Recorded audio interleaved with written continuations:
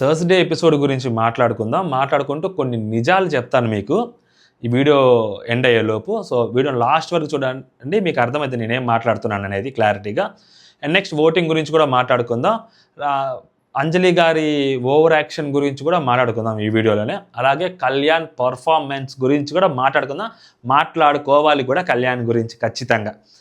So let's start. Hello all, welcome to our channel. నా పేరు మహేష్. కొత్తగా మంచి ఆలోచిస్తే ఒక్కసారి సబ్స్క్రైబ్ చేసుకోండి అబ్బా. కొత్తగా చూస్తున్న వాళ్ళు ఎవరైనా లైక్ చేయడానికి ట్రై చేయండి. ఇది రెగ్యులర్ బిగ్ బాస్ వీడియోస్ లాగా మాట్లాడడం, కంప్లీట్గా పాయింట్ టు పాయింట్. ఏమనిపించింది ఇక్కడ జస్ట్ కరెక్ట్ అనిపించిందా తప్పు అనిపించిందా అంతే మాట్లాడుకుందాం, సింపుల్గా అయిపోద్ది. ఓకేనా. కళ్యాణ్ వాసంతి పేరు బ్యాటరీ టాస్క్ గెలిచిన తర్వాత యాడెడ్ అడ్వాంటేజ్ వచ్చింది కదా, దానికి శ్రీముఖి గారు హోస్ట్గా ఎంత బయాస్డ్గా ఉన్నారంటే towards Natraj master and Neetu అసలు చాలా దారుణంగా ఉన్నారు.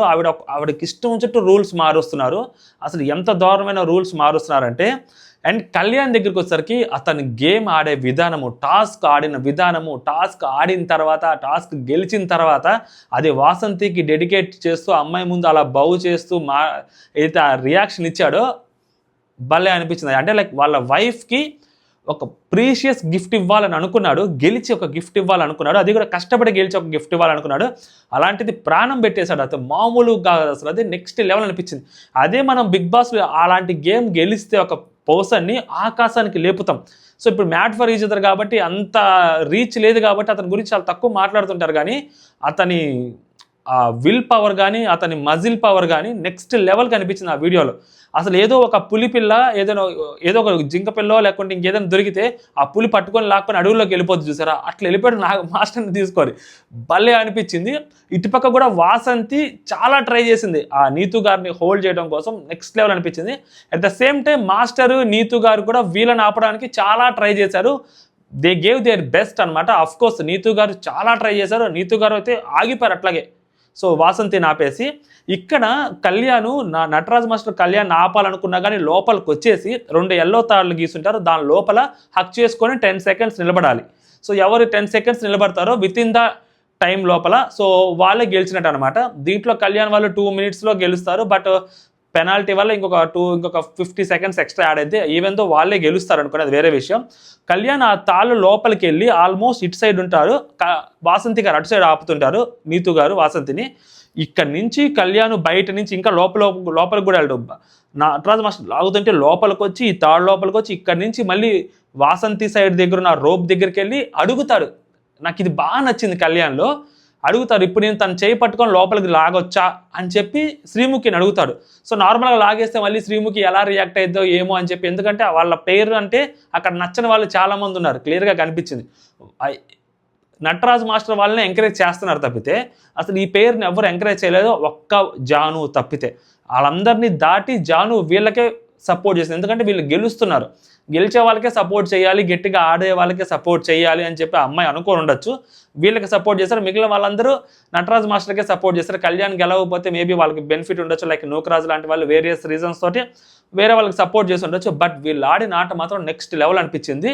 సో జాను లోపలికి తీసుకొచ్చుకున్నాడు. దాని తర్వాత నీతు గారు కంప్లైంట్ చేశారు, అది ఎలాగా నా బలం సరిపోదు అది ఇది అని చెప్పి కొంచెం బేస్లెస్ ఆర్గ్యుమెంట్ అయితే చేశారు.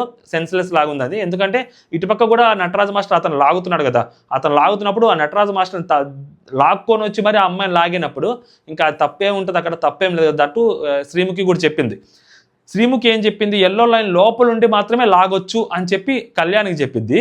అదే నీతుని మాత్రం కళ్యాణ్ నటరాజ్ మాస్టర్ అట్లా లాక్కి వెళ్ళిపోతే బయటికి వెళ్ళి లాక్కరా ఏం కాదు, కళ్యాణ్ కూడా చేశారు కదా, కళ్యాణ్ లోపలుండి చేశాడు, మీరే లోపలుండి చేయమని చెప్పారు. ఇన్ఫ్యాక్ట్ ఇప్పుడు కళ్యాణ్కి మాత్రం ఒక రూలు, నటరాజ్ మాస్టర్ వాళ్ళకి మాత్రం ఒక రూలా, అంటే వాళ్ళు ఏదో విధంగా వాళ్ళు గెలవాలి. అక్కడ నీతు గారు కూడా ఫస్ట్లో స్టార్టింగ్లో కింద కూర్చున్నారు, దాని తర్వాత మళ్ళీ కాళ్ళు కింద పెట్టారు, పడుకున్నట్టు చేశారు. నటరాజ్ మాస్టర్ కూడా అలాగే చేశారు. బట్ వాసంతికి మాత్రం 5 పెనాల్టీలు ఇచ్చారు. సో అమ్మాయి కూడా నిలబడాలని చెప్పారు, అమ్మాయికి 5 పెనాల్టీ ఇచ్చారు. ఈవెన్ దో వాళ్ళు గెలిచారు, అది వేరే విషయం అనుకోండి. అండ్ అక్కడ కళ్యాణ్ అక్కడికి వెళ్ళి గడ్డి పట్టుకొని నిలబడితే మహేష్ శాండ్రా వాళ్ళు అనుకుంటా ఏదో పట్టుకున్నాడు అని చెప్పి వెంటనే కెమెరా తీసుకురాని చెప్పి అబ్బాయి చెప్తాడు. అసలు వాళ్ళ పేరు అంటే ఎందుకంత నచ్చట్లేదు నాకు అర్థం కావట్లా. గేమ్ చాలా బాగా ఆడారు ఈరోజు. అండ్ ఆ పర్సన్ అసలు బిగ్ బాస్లోకి వచ్చేదానికి కూడా బీభత్సమైన ఛాన్సెస్ ఉన్నట్టే కనిపిస్తాను నాకైతే ఖచ్చితంగా. ఎందుకంటే వాళ్ళు పెట్టుకున్న పిఆర్ టీం అలాంటిది. సో కాబట్టి నాకు తెలిసి బిగ్ బాస్లోకి వచ్చేదానికి కూడా ఆపోజిషన్, ఎందుకంటే తను ఆల్రెడీ వచ్చారు కాబట్టి వాసంతి గారు, తను వచ్చేదానికి ఎక్కువ ఛాన్సెస్ కనిపిస్తూ ఉన్నాయి. సో వాసంతి గారు వచ్చారు కదా, వచ్చారనుకుంటా 6th సీజన్కి వాసంతి గారు వచ్చారా, 6th సీజన్కి వచ్చారా, ఓటీటీకి వచ్చారో గుర్తులేదు, మీరు కామెంట్ చేయండి. నేనైతే 6th సీజనే అని అనుకుంటున్నాను. సో తిను మాత్రం వచ్చేదానికి ఛాన్సెస్ ఎక్కువ కనిపిస్తుంది, ఎందుకంటే తన ఫిజికల్ స్ట్రెంత్ బాగుంది, అండ్ తను మాట్లాడే విధానం బాగుంది, తను ఆలోచించే విధానం బాగుంది, తన స్ట్రాటజీస్ అన్నీ బాగున్నాయి. సో తిను కూడా బిగ్ బాస్లోకి వచ్చేదానికి హైలీ పాసిబుల్ ఛాన్సెస్ ఉన్నాయి, నూకరాజ్తో సహా అని నాకు అనిపిస్తుంది. అండ్ ఓటింగ్ పొజిషన్లో కూడా ఏదైతే లీడర్ బోర్డు మనం చూసామో ఆ లీడర్ బోర్డులో లాగే ఉన్నట్టు ఉంది ఓటింగ్ పొజిషన్ కూడా. తిను ఫస్ట్లో ఉన్నాడు, చాలా బాగా ఆడుతున్నారు, వీళ్ళ పేరు చాలా బాగుంది, వీళ్ళ అండర్స్టాండింగ్ చాలా బాగుంది. అండ్ గెలిచిన తర్వాత అతను అలా రియాక్ట్ అవ్వడం కూడా చాలా బాగా అనిపించింది. వీళ్ళు ఫస్ట్ పొజిషన్లో ఉన్నారు. అండ్ నెక్స్ట్ నిన్న గేమ్ చూసిన తర్వాత డెఫినెట్లీ నీతు, నటరాజ్ మాస్టర్ వీళ్ళు కూడా ఖచ్చితంగా బాగా ఆడారు, బాగా ఆడుతున్నారు. ఎందుకంటే వాళ్ళతో ఏజ్ కంపారిజన్ చేసుకుంటే డెఫినెట్లీ వాళ్ళకంటే వీళ్ళు కొంచెం ఏజ్లో చాలా పెద్ద, అయినా కానీ వాళ్ళు ఎంతైతే ఎఫర్ట్ పెట్టారో దానికంటే ఒక 10% ఎఫర్ట్ ఎక్కువగానే వీళ్ళు పెట్టారు. ఎందుకంటే వాళ్ళని మ్యాచ్ చేయాలంటే వీళ్ళు ఎక్కువ ఎఫర్ట్స్ పెట్టాలి కాబట్టి. సో ఆ ఎఫర్ట్స్ ఎక్కడా తగ్గలేదు, ఏదో ఆడదాం వదిలేద్దాం సర్లే గెలవలేం అన్నట్టుగా కూడా లేరు. ఎందుకంటే నూకరాజు కూడా అదే చెప్తాడు, అబ్బో ఈ గేమ్ అయితే నా వల్ల కాదు, నేనైతే గివప్ ఇచ్చేసావని అన్నట్టు మాట్లాడాడు. సో నూకరాజు లాంటి వాళ్ళు అలా మాట్లాడారంటే వయసులో ఇంకా కొంచెం పెద్దవాళ్ళు కంపేర్ చేస్తే, సో అలాంటి వాళ్ళు కొంచెం గట్టిగానే గేమ్ ఆడారని అనిపించింది వీళ్ళు. అండ్ నెక్స్ట్ వీళ్ళు సెకండ్ పొజిషన్లో ఉన్నారు. అండ్ వీళ్ళే ఆ గేమ్ తర్వాత చాలా చిన్నపాటి గొడవలు డిస్టర్బెన్స్లు అన్నీ జరిగిన తర్వాత పక్క రోజు వీకర్ సెక్షన్లో అంజలి వాళ్ళని తీసుకొచ్చి కూర్చోబెట్టారు. ఫ్రెండ్స్ అని చెప్తారు, వాళ్ళు ఫ్రెండ్స్ అనుకుంటారు, బట్ వీకర్ సెక్షన్లోకి తీసుకొచ్చి అంజలి వాళ్ళని కూర్చోబెట్టినప్పుడు సర్లే గేమ్ని ప్రాపర్గా అసెస్ చేస్తున్నారు అన్న పాయింట్లో నాకు అగైన్ మళ్ళీ నచ్చారు నటరాజ్ మాస్టర్ కానీ అండ్ నీతు గారు కానీ. ఇంకా వేరే వాళ్ళు ఎవరినో ఒకరిని తీసుకొచ్చి కూర్చోబెట్టుంటే అంటే లైక్ ఏదో కోపంతోటో అలా అనిపించద్దు కానీ, బట్ పల్లవి అది పవన్ అంజలి వాళ్ళని తీసుకొచ్చి కూర్చోబెట్టాము. దాంట్లో పవన్ గారిని కూర్చోబెట్టినప్పుడు వాళ్ళు చెప్పిన రీజన్స్ కూడా చాలా బాగా అనిపించాయి. అంజలి గారు కొంచెం ఓవర్గా రియాక్ట్ అయ్యారు, వితండవాదం చేశారు, అసలు పాయింట్ లేకుండా ఏదేదో మాట్లాడేస్తున్నారు.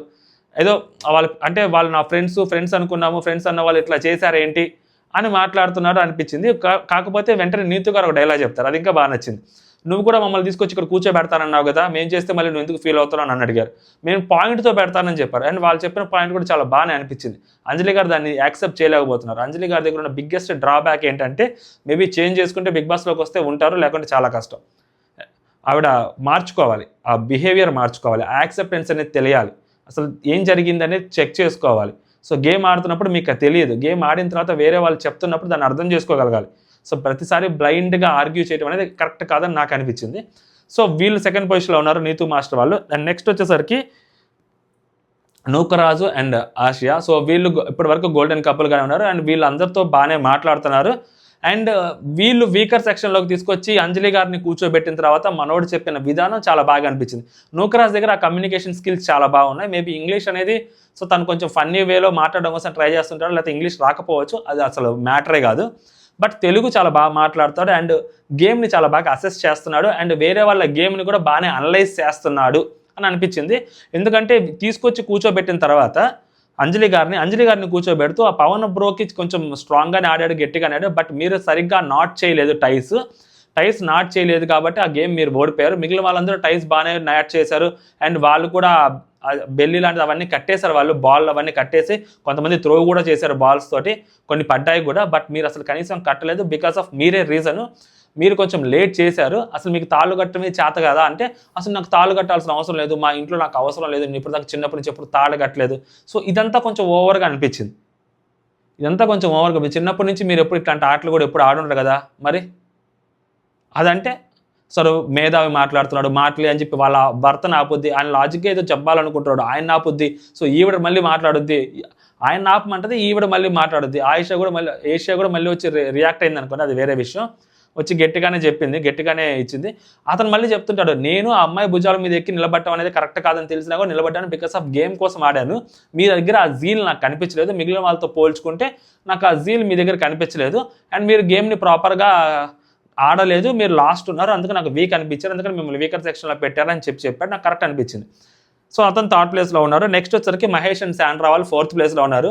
వీళ్ళు కొంచెం కామెడీ చేశారు అనమాట, వీళ్ళ గురించి సోనియా వాళ్ళు కొంచెం కామెడీ చేశారు.